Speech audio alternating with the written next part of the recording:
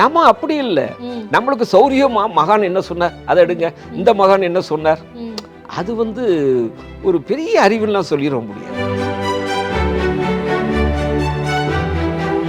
அந்த ஞானத்தில் யோகம்னா பற்றிய பற்றுகள் அனைத்தையும் பற்றற கைவிடுகிறார். இறைவனை உள்ளது உள்ளபடியாக இந்த சமய மதங்கள் உரைக்கவில்லை, அது பொய் என்கிறார்.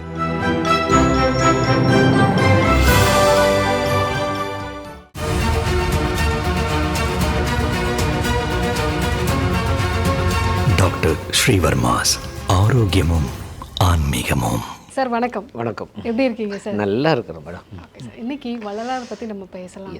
அன்பு அறிவு இது ரெண்டும் சேர்ந்தது தான் கருணை அப்படிங்கிற ஒரு புதிய அர்த்தத்தை கொடுத்துருக்கு. ஆமாம்.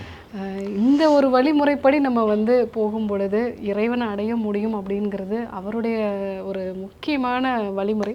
இதை நம்ம எல்லாருமே ஃபாலோ பண்ணணும். அதுமாதிரி நீங்கள் ஒரு ஆரோக்கியம்னு ஒன்று கேட்டீங்கல்ல, அந்த ஆரோக்கியம்னு என்னையை பொறுத்த வரைக்கும் நான் இவ்வளோ தூரம் பேசுகிறேன்னு வைக்குங்களேன், எனக்கு இறைவன் மேலே ரொம்ப அவரை பற்றி சிந்திக்கிற ஒரு ஆசை. ஆனால் அதில் என்னுடைய ஆரோக்கியத்தை நான் மறந்துடுறேன். அப்படியே நான் உட்காந்து பண்ணிட்டு இருக்கும் பொழுது அதுக்காக என்னுடைய செயல்பாட்டுக்கு ஏற்ற மாதிரிலாம் உடல் வந்துருமா? வராது. அதே மாதிரி நான் ஏதோ ஒரு லட்சியத்தோடு நான் சொல்லலை. வள்ளலார் என்ன சொல்லியிருக்காருன்னு தான் நான் போய் பார்க்குறேன். ஏற்கனவே அவர் வள்ளலார் சொன்ன ஒரு இதுதான். வள்ளலார் அப்படி இல்லை. வள்ளலார் ஒரு கிரியேட்டராக இருந்தார், அவரே ஒரு ரிசர்ச்சராக இருந்தார், அவரே உடம்புலே எல்லாத்தையுமே தேடுறார். நம்ம அப்படி இல்லை. நம்மளுக்கு சௌரியமா மகான் என்ன சொன்னார் அதை எடுங்க, இந்த மகான் என்ன சொன்னார், அது ஒரு பெரிய அறிவுலாம் சொல்லிட முடியாது. அந்த எந்த ஒரு மகான் புத்தகத்தை எடுத்து அதில் கரெக்டாக இருந்தால் அந்த ஒழுக்கத்துப்படி நடந்தோம்னோ அந்த மகான் அடைஞ்ச ஒரு விஷயத்தை பெற்றுடலாம். ஆனால் ராமலிங்க அடிகளா ஒரு பெரிய உண்மையவே அவரே கண்டுபிடிக்கிறாங்க. நம்மளுக்கும் வள்ளலாருக்கும் உள்ள பெரிய விஷயம் இருக்குது. நான் வள்ளலாரை நான் நம்பிட்டேன், அவர் புத்தகத்தில் எனக்கு தெரியும், நான் மனப்பாடமாக சொல்லுவேன் அப்படிங்கிறதுக்காக இறைவன் வந்துடுவாரா? வரமாட்டார். அப்போ எனக்கு என்ன வேணும்? ஒரு தேடுதல் வேணும். வள்ளலாரிடம் ஒரு தேடுதல் இருந்தது. வள்ளலாருக்கு அவர் கண்ட கடவுள் அற்புறஞ்சோதி ஆண்டவர். உடனே நான் என்ன செஞ்சிருவேன்னா அற்புறஞ்சோதி ஆண்டவரேன்னு சொல்லிட்டு நான் உட்காந்து கும்பிட ஆரம்பிச்சிருந்தேன். ஆனால் ராமலிங்க அடிகளார் அற்புறஞ்சோதி ஆண்டவரை கண்டுபிடிக்கிறதுக்கு முன்னாடி அவர் சிந்தனையில் அந்த அற்புறஞ்சோதி ஆண்டவர் இருந்தாருன்னா இல்லை.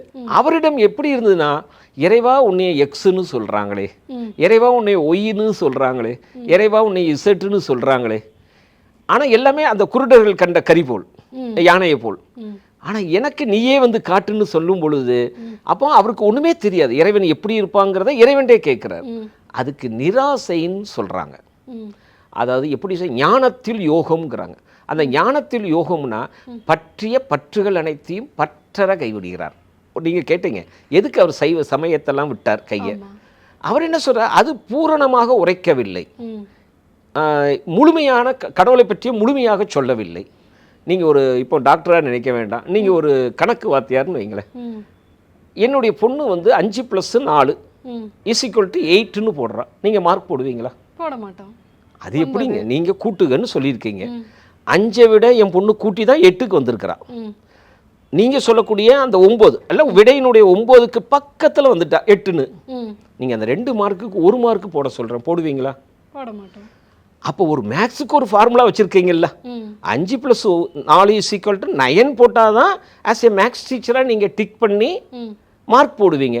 8 போட்டதுனால பக்கத்தில் வந்துட்டா இவ கூட்டிட்டான்னு சொல்லி 1 மார்க்கு போட போகிறதுலேயே அந்த கணக்குக்கே ஒரு ஒரு விளக்கம் வச்சுருக்கிறீங்க, ஒரு ஃபார்முலா வச்சுருக்கிறீங்கன்னா, இறைவனை உள்ளது உள்ளபடியாக இந்த சமய மதங்கள் உரைக்கவில்லை, அது பொய் என்கிறார். நான் விரும்பிய நித்திய வாழ்வை, மரணமில்லா பெருவாழ்வை இந்த சமய மதங்கள் எனக்கு நல்கவில்லை, அதனால் பொய் என்கிறார்.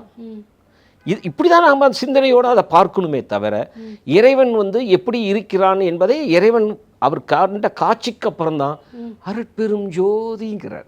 அது பார்க்கும் பொழுதே ஒரு லைட்டை பார்த்தா லைட்டுன்னு நம்ம சொல்கிறோம். அதை போல தான் அதுக்கப்புறம் தான் அவர் சொல்கிறார். அப்போ அவருடைய சிந்தனையில் இருந்த சத்திய வாக்கியம் என்னவென்றால், ஓர் உண்மை கடவுள் உண்டென்றும் உண்மை அன்பால் கருத்தில் கருதி வழிபட்டார். இறைவா நீ இருக்கேன்னு தெரியும், உன் மேலே அன்பு கழுத்துறேன், உன் மேலே நான் கருணைங்கிற சாதனத்தோடு வர அழுகையோடு போகிறார், இறக்கத்தோடு போகிறார். அப்படி போகும்போது அவர் கண்ணீர் விட்டதையும் சுத்த மெய்ஞான யோக தவம், அறிவு தவத்தை தான் பண்ணுறார், அறிவாலேயே சிந்திக்கிறார். இப்படி அவர் சிந்தனையில் தோன்றிய கடவுளின் காட்சியை கண்ட பிறகுதான் அருட்பெரும் ஜோதி என்ற உண்மையை தெரிந்து கொண்டார். அப்போ நாம் என்ன செய்யணும்? அவருடைய அற்புறஞ்சோதி ஆண்டவரை கண்டாலும் ஒரு சுகம்தான். அற்புறஞ்சோதி ஆண்டவரே நான் நினைச்சாலும் உண்மையை நினச்சி தானே இருக்கிறேன், ஆனால் முழு சுகம் வருமானம் வராது. அவரை போல்தான் நாமளும் சொல்ல வேண்டும், இறைவா எனக்கு உன் காட்சியை எனக்கு நீ தர வேண்டும். இதுக்கு பேர் தான் அனுபவம்ங்கிறார். என் மார்க்கத்தில் ஆக அனுபவமே உண்மை. அப்போ நாமளும் என்ன செய்ய வேண்டியிருக்குன்னா, வள்ளலார் வழியில் இறைவனைத்தான் குருவாக எடுத்துக்கொள்ள வேண்டும். அப்படிங்கிறத நான் இந்த இடத்துல பதிவு பண்ணணும்னு ரொம்ப ஆசைப்படுறேன் மேடம். ரொம்ப நல்லது சார். ஏன்னா வள்ளலாரை பற்றி நம்ம பார்க்கும்பொழுது அவர் உடலுக்கான சில முறைகள் எல்லாமே வந்து சொல்லியிருக்காரு. உடலை இப்படி நம்ம வந்து சுத்தி பண்ணணும், இந்தந்த மூலிகைகள்லாம் வந்து சாப்பிடணும். ஈவன் அவருடைய அந்த ட்ரெஸ்ஸே வந்து ஒயிட் கலரில் இருக்குது அப்படிங்கிறதுக்கே சில முறைகள்லாம் வந்து அவர் சொல்லியிருப்பார். இதெல்லாம் நான் எனக்காக ஒரு விஷயங்கள் நான் வந்து பண்ணி நான் கடவுளை வந்து பார்த்தேன், இதை எல்லாருமே தெரிஞ்சுக்கணும் அப்படிங்கிறது தான் அவரோட ஒரு முக்கியமான எண்ணமாக இருந்தது. மூலிகைகளை பற்றி, நித்திய ஒழுக்கங்களை பற்றி வள்ளலார் என்ன சொல்லியிருக்காரு? ஒரு சப்ஜெக்ட் எடுத்துருக்குறோம் அப்படின்னா, ஒரு சப்ஜெக்ட் எடுக்கிறாங்க, நாளைக்கு ஒரு எக்ஸாம் சொல்கிறோம்னா, சாதாரண ஒரு எக்ஸாம் இல்லாத மாணவன் இருக்கிறதுக்கும் எக்ஸாம் நாளைக்குன்னு இருக்கிற மாணவனுக்குள்ள வித்தியாசம் உங்களுக்கு தெரியும். ஆமாம், அவன் கொஞ்சம் கவனமாக படிப்பாங்க, பரபரப்பாக இருப்பாங்க. எக்ஸாம் முடிஞ்ச ஒரு அடுத்த பக்கத்தில் இன்னொரு ஸ்கூலில் எக்ஸாம் முடிஞ்ச அவன் நல்ல நிம்மதியாக தான் இருப்பான். அதுபோல் இறைவனை முழுமையாகவே கருத்தில் கொண்டு அந்த இறைவனையே நினைச்சிட்டு இருக்கிற ஞானிகள் இருக்கிறாங்க. உலகிலையோடு சம்பந்தப்பட்டவங்க, மக்களுக்காக தானே எல்லாமே. அப்படி வரக்கூடிய ஒரு அமைப்பும் இருக்குது. அந்த அமைப்பில் வள்ளலார் இருக்கும் பொழுது அவர் வந்து சிந்தனைப்படுத்துகிறார். மூலிகையினுடைய ஆராய்ச்சி, பன்முக ஞானியாக இருக்கிறார், பன்முக திறமை கொண்டவராக இருக்கிறார்.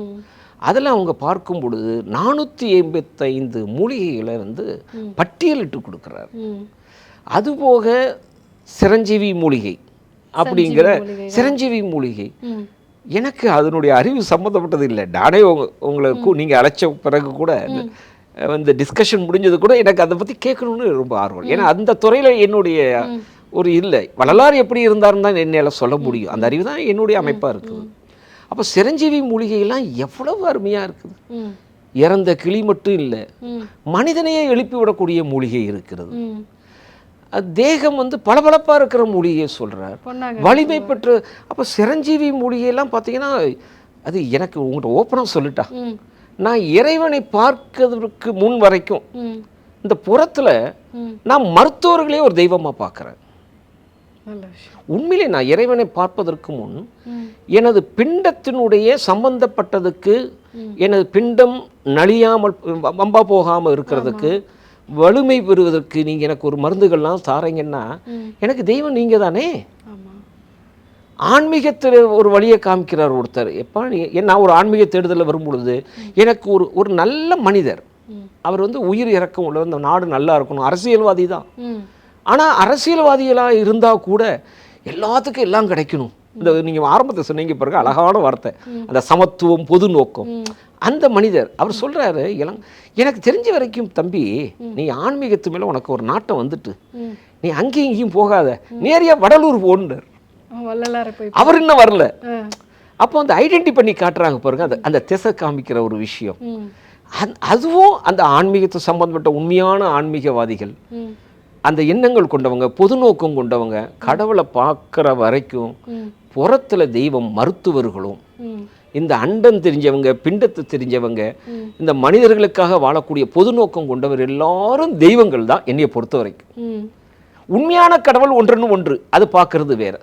அப்படி வரும்பொழுது இந்த மருத்துவர்களுடைய பணி எப்படி இருக்குது? அந்த அண்டத்தில் விளையக்கூடிய அந்த மூலிகைகளும் அதெல்லாம் பெற்றுக்கொண்டு இந்த ட்ரீட்மெண்ட் கொடுத்து இந்த சமுதாயத்தை நோயில்லாமல் வாழக்கூடிய ஒரு அமைப்பு. வள்ளலார் வந்து ஒருமையுடன் நினைக்கிற இது வேணும், அதில் நோயற்ற வாழ்வு வேணும். ஒரு வாழ்க்கையில் ஒரு வாழ்வு சிறந்தது என்றால் நோயற்ற வாழ்வு. அப்போ நோய்ங்கிறது ஒரு இயற்கை தான். அப்போ அதுக்கு மருந்து கொடுக்குற ஒரு அமைப்பு ஒன்று இருக்குது பாருங்க. அந்த அடிப்படையில் உணவு அளிப்பதை போல் மருத்துவத்தையும் அவர் செய்தார். அவர் செய்ததெல்லாம் வெளியே இன்னும் வரல, மருத்துவ சம்பந்தப்பட்டதே வரல. அந்த ஜீவகாருண்யம், இந்த உணவு உணவு உணவு வள்ளலார் உணவு அளித்தார். ஏன்னா அந்த பசியினுடைய துன்பம் அதிகமாக இருந்ததுனால அது அதிகமாக வருது. ஆனால் மருத்துவத்துறையில் அவர் செய்திருக்கிற சாதனைகள், அவர் செய்த சேவைகள்லாம் இன்னும் நிறைய வரணும்னு எனக்கு ஆசை இருக்குது. நித்திய ஒழுக்கத்தை பற்றி பேசுனீங்க. உண்மையிலேயே கடைபிடிக்க வேண்டிய நானும் அதில் ஒருத்தன் தான். அந்த நித்திய கர்ம விதிகள்னு சொல்லி அற்புதமாக ஒரு சைவ சமயத்திலே சொல்லுவார். சுத்த சன்மார்க்கத்தில் தான் இதை சொன்னார்னு நம்ம அதை நினைக்க வேண்டாம். வள்ளலாருடைய இன்னொரு அழகான ஒரு இடத்துல நான் அடிக்கடி சொல்லுவேன், சுத்த சன்மார்க்கம் வள்ளலார் அப்படின்னாலே எல்லாரும் ஜீவகாருண்யம்னு சொல்லுவாங்க. ஜீவகாருண்யம் ராமலிங்க அடிகளார் சைவ சமயத்தில் இருக்கும்போதே சொல்லுவார். அவர் ஒரு இடத்துல சொல்கிறார், அந்த சமய சன்மார்க்கத்தினுடைய இயல்புகள், சமய சன்மார்க்கம் உங்கள்கிட்ட சொல்லிட்டேன், இவர் சுத்த சன்மார்க்கம். ராமலிங்க அடிகளார் சுவாமிகள் சொல்கிறாங்க, சைவ சன்மார்க்கத்தின் இயல்பு கொல்லாமை, இந்திரிய நிக்கரகம், ஆன்மாவின் இயற்கை குணமாகிய ஜீவகாருண்யம்.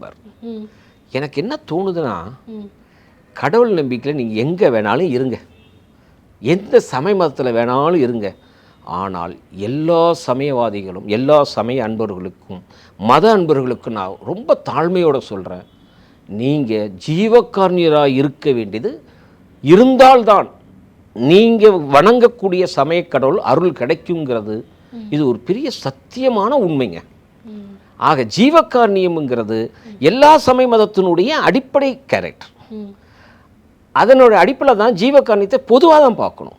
வள்ளலாருடைய இதில் தான் ஜீவகாருண்யம் இருக்குங்கிறத நினைக்க வேண்டாங்கிறதுக்காக நான் இது உங்களுக்கு பதிவுக்காக இங்கே வந்தேன். ஸ்ரீ வர்மா ஆயுர்வேதா மருத்துவமனையின் வெல்னஸ் குருஜி அவர்களை மார்ச் மாதம் 2ஆம் வாரம் 9ஆம் தேதி திங்கட்கிழமை காலை 7 மணி முதல் இரவு 9 மணி வரை கோடம்பாக்கத்திலும், 11ஆம் தேதி புதன்கிழமை காலை 8 மணி முதல் மாலை 5 மணி வரை தஞ்சாவூரிலும், 12ஆம் தேதி வியாழக்கிழமை காலை 7 மணி முதல் மாலை 4 மணி வரை கும்பகோணத்திலும், 13ஆம் தேதி வெள்ளிக்கிழமை காலை 7 மணி முதல் மாலை 4 மணி வரை சிதம்பரத்திலும், 14ஆம் தேதி சனிக்கிழமை காலை 6 மணி முதல் மாலை 6 மணி வரை பாண்டிச்சேரியிலும், 15ஆம் தேதி ஞாயிற்றுக்கிழமை காலை 7 மணி முதல் இரவு 9 மணி வரை கோடம்பாக்கத்திலும் சந்தித்து மருத்துவ ஆலோசனை மற்றும் ஆசி பெற தொடர்பு கொள்ள வேண்டிய தொலைபேசி எண்கள் 9500946634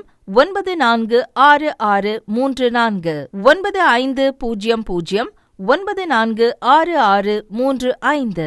ஆச்சார்யா டாக்டர் ஸ்ரீ வர்மா அவர்களிடமும் வெல்னஸ் குருஜி அவர்களிடமும் நேரடியாக பயிற்சியும் ஆசியும் பெற்ற doctor Hemala Thiruvallur, doctor Aneesh Fathima Ambattur, doctor Surya Kodambakkam, doctor Jeyarooba Manappakkam, doctor Megala Velachery, doctor Jayakanthan Pondicherry, doctor Rizwana Tiruvannamalai, doctor Saraswathi Salem, doctor Mary Kalsa Trichy, doctor Abinasha Thanjavur, doctor Abina Mubisha Madurai, doctor Jebashin Nagercoil, doctor Malathi Coimbatore, doctor Kiruthika Hosur, doctor Guna Apsara Bangalore, doctor Navneeth Hyderabad, doctor Siddhanath Mumbai. பட்டப்படிப்பு மற்றும் பட்ட மேற்படிப்பு முடித்த மருத்துவர்களை சந்தித்து சிகிச்சை பெறலாம். Dr. Sri Varma's Vajicare, his wellness for her happiness.